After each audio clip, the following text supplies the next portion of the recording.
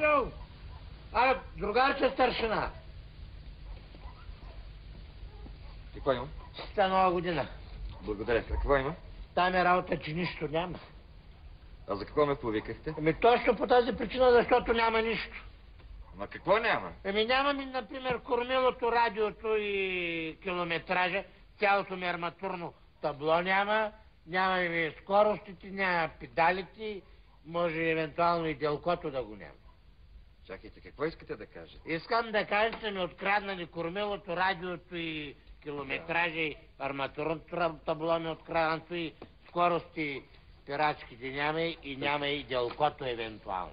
Значи вие, гражданин, твърдите, че ви липсват кормилото, радиото, километража, цялото арматурно табло, скоростите, педалите... И евентуално делкото. Разбойници с разбойници.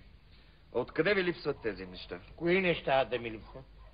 Тези, които казахте, кормилото, радиото, километража... Ясно, разбойници отворили са колата и са ми откраднали и задигнали кормилото, радиото и километража, арматурното табло.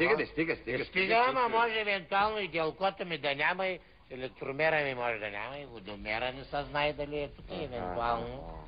Вие, гражданин, знаете ли, че сте седнали на задната седалка? Що да не седнем, другарче? Колата си е моя и мога да сядам където си искам. Това си е моя работа, къде ще седна. Така, това тук какво е? Ето го и кормилото, и скоростите, и педалите, и така. Ама вие много бързо ги открихте, бе, другаре. Благодаря много, че ми ги намерихте толкова бързо. Аз не случайно се обърнах към вас. Да. Благодаря много, приятно прекаране на празници. Да, ще я подкарам. Сега аз какво да те правя? Сега ти мене най-добре ще направиш да ме закараш с колата до вкъщи. Да, аз не знам да карам. Не знаеш ли? От това по-лесно няма. Ето ти колата, влизай вътре, моля, заповядай и почвай да се учиш да караш, защото колата е без това не е моя, ще знаеш.